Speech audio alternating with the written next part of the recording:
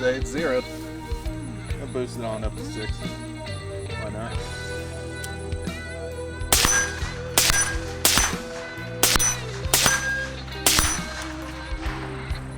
Yeah, on 6 power, it's no problem. I just had to warm up a bit.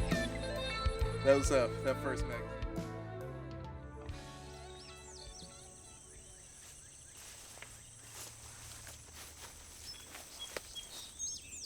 Hi everybody. Welcome back out to the farm on this very humid day.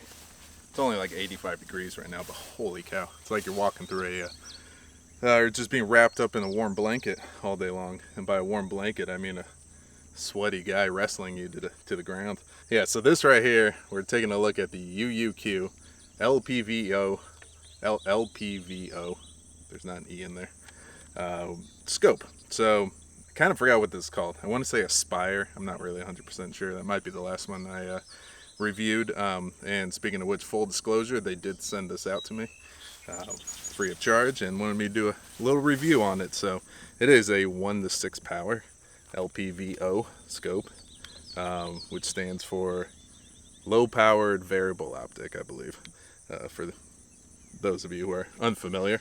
But I mean, it's pretty nice. Like I said, it's a 1:6 power. It does have a throw lever on it. Everything seems pretty solid. The caps are really nice. Flipping up, flipping down, work just fine. It is missing its caps for the adjustments, and that's only because during shipping this thing kind of got jostled around a bit.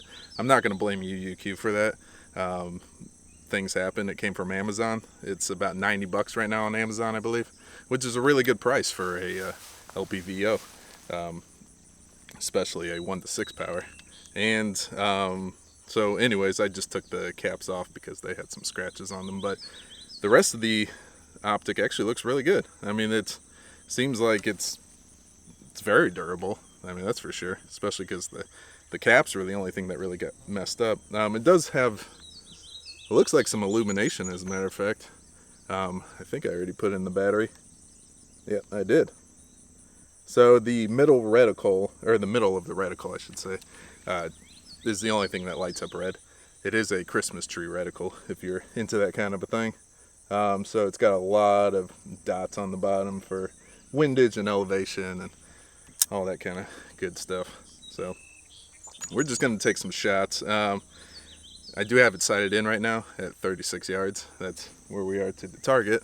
And when I got out here, drove all the way out here, and I realized that my bolt was not going in the battery, and I didn't really know why.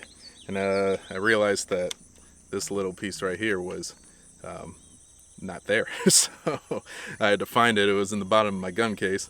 And I also didn't have the right tools to reattach it, so I actually took my Allen wrench set apart, tried to bend out, the correct size as much as I could, and then, I basically just took the whole buffer apart, tried to tighten that screw as much as possible, but it's still actually kind of loose. So we're gonna see how long this gun holds up. Hopefully long enough just for the video, just until I can get back home. Then I have a real Allen wrench set that I can tighten that thing down really well. Probably put some red Loctite on there because there's no reason why that thing should be coming loose. But anyways, that's just one of the downsides, I guess, to the folding stock AR lowers. An AR-15 was not originally meant to be folded, but I do have a video on it, actually, as a matter of fact, on my channel, so go check it out if you want to. It is a 17 design folding lower. So enough about the gun. Let's just get right into some shooting. So far it seems like it's definitely holding zero. I'm actually gonna take the tripod away. So yeah, let me get my ears on here. And we'll take some shots. Again at 36 yards.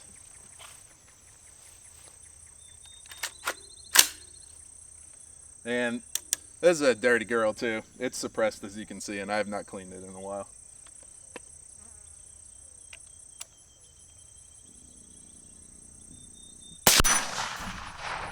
I have it on 1 power right now. Actually, since we're at 36 yards, I'm gonna go up to about, let's do like 4 power. Yeah, that's a lot better.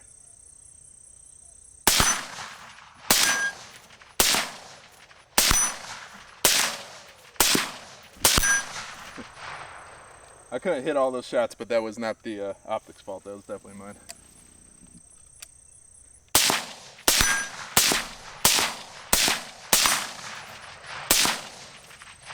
Am I hitting that thing?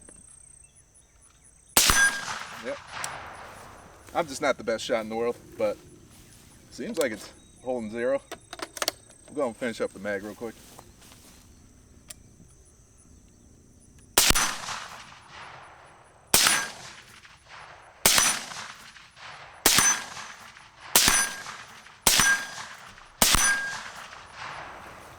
All right, so she's definitely holding zero, and the air is holding up just fine. So one thing though I do want to point out, I really like, that I've kind of come to notice, is that the eye relief is really good. I mean, I can be pretty far back and still get a full view of the reticle. Sorry, I just popped my collar. I'm not about that pop collar life. But yeah, the eye relief is great. And you have a nice big clean window. And actually, yeah, zoomed in I cannot see the front sight, but I believe if I zoom it out all the way, I can kind of see it. Let's see. Where's that throw lever? There it is. That is a smooth zoom action. I like it. This gun's already getting pretty hot. I can just feel it right here. So we'll go ahead and load up some more mags and do a little more shooting. Oh, I did forget, I actually do have a second magazine, which is good. But I just went and resprayed the target, so I'm going to, I think there's like just 15 rounds in here. And I'm just gonna take some shots from the mount, because I want to see if we retained zero after about 20 shots earlier. There, I'm at 2 power. I'm gonna throw it all the way up to 6. Yeah, I mean, the eye relief is great. I have a full view right now. You can see that my face is probably about 3 to 3.5 inches away on full 6 power. So it has a really nice field of view, and it's very clean looking, very crisp. So clear, I guess. All the C words: clean, clear, crisp. Okay, so let's take some more shots here, but I'm gonna go a little slower and see if this is still zeroed.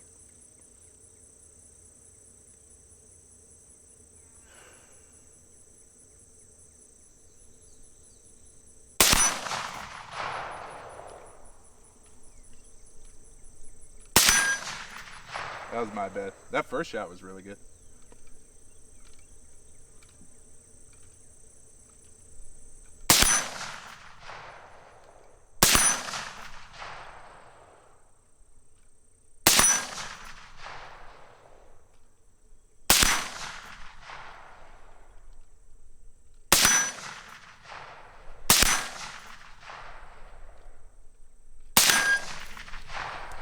I mean, I'd say it's still zeroed for sure. A lot of those shots that are hitting a little to the right and down, first of all, I didn't really take all the time in the world to sight this in, but I think that's also just my shooting. I'm shooting a little low. This mount is not the most stable of mounts, or this tripod, I should say.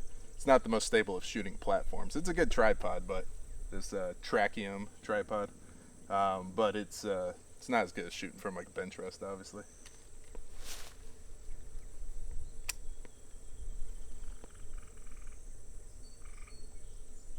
Yeah, I gotta say, this eye relief is great. I really like it a lot.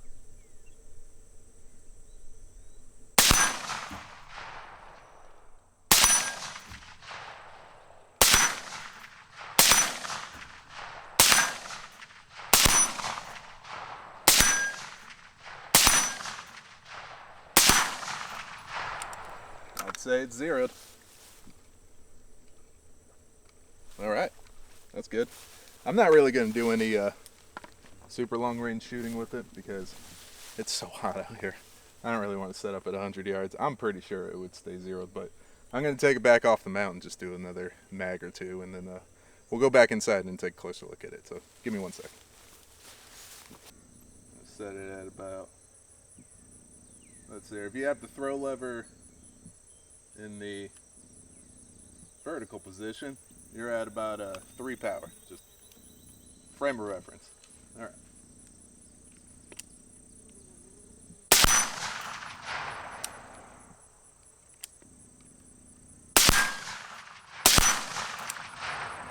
Target acquisition's great. I can hit it pretty quick. And again, just at 3 power. Gonna boost it on up to 6. Why not?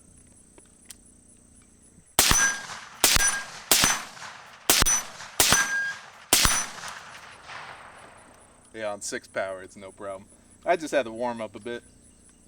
That was that first magazine I took. Those were kind of my first shots after sighting it in, so I was still a little rusty. Plus, I'm not gonna lie, I haven't really shot a lot recently. It's just been too hot. Gosh, can't wait for fall time. Fall time in the Midwest, oh, it's so good. The leaves are changing, the air smells great. It's not a billion degrees outside.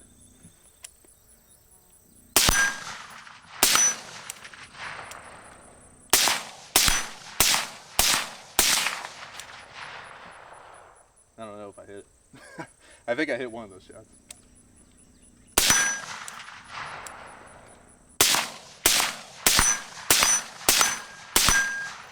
Yeah. All right. So,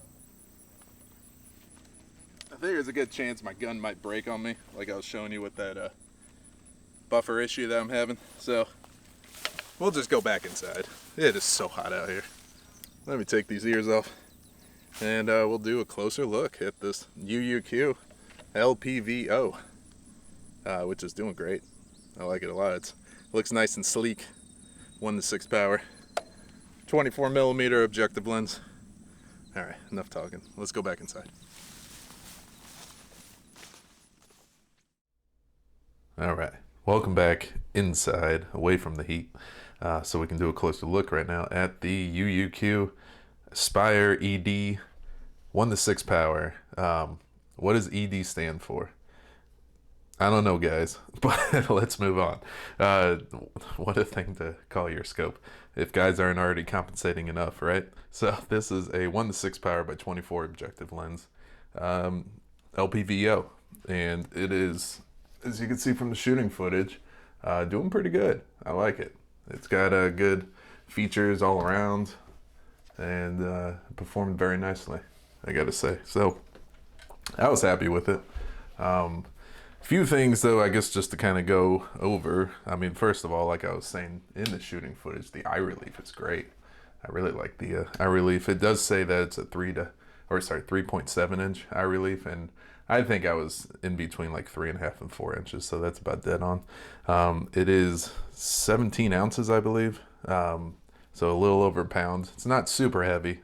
I do actually have a scale right here, so let's go ahead and weigh this one. This is one that I want to compare the Aspire to, the UUQ Aspire. This is the Monstrum Ladon.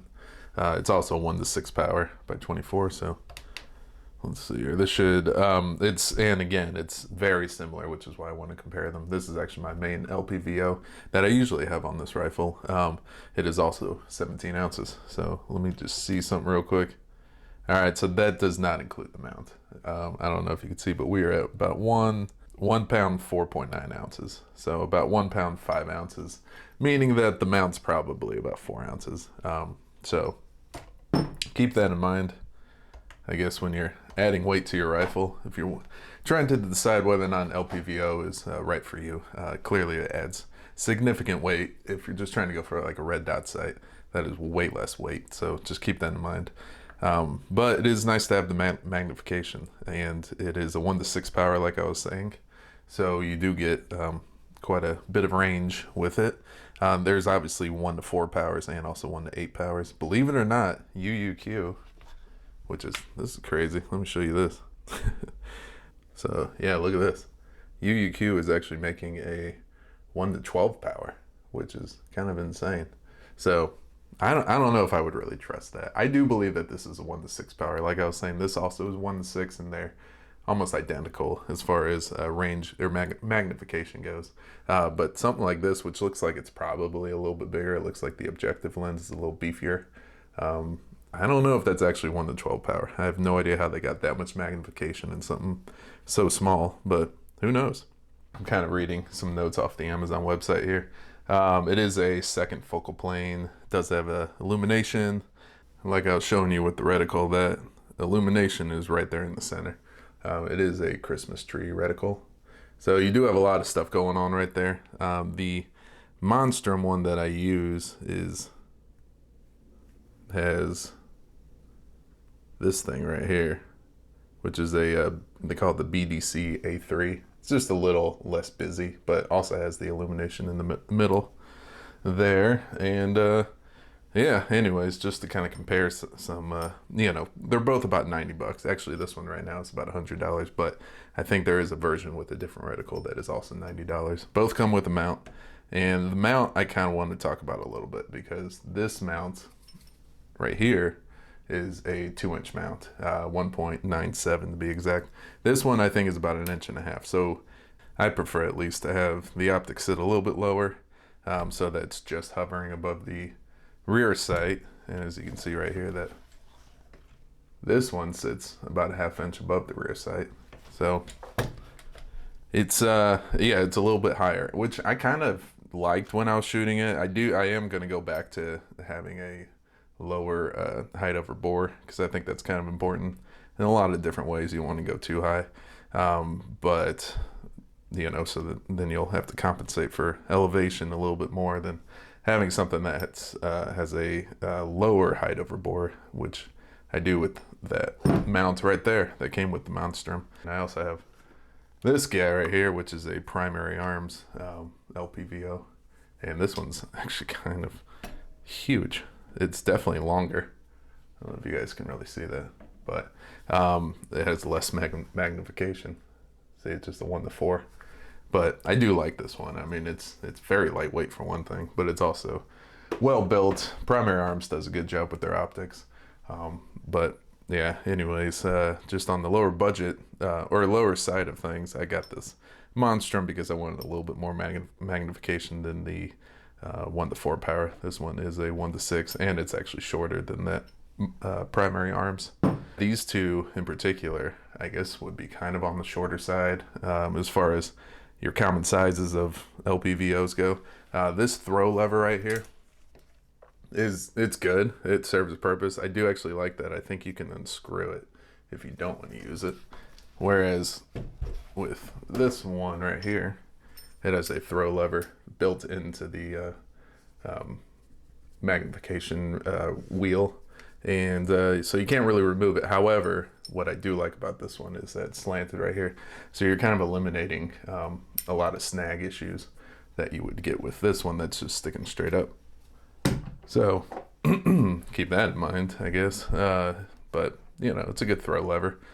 Real fast, just to kind of show you, you can see that the if it'll focus, there we go, that the adjustment caps got a little dinged up in shipping, but that is the only part that is dinged up. The rest of the LPVO looks just fine and doesn't have any marks on it whatsoever. So that was just kind of unfortunate that the scope caps, or sorry, the adjustment caps got messed up. But speaking of adjustment caps, let's go and take them off actually, because I'm sure y'all would want to see what they look like as far as the adjustments go. And they're very nice and tactile, audible.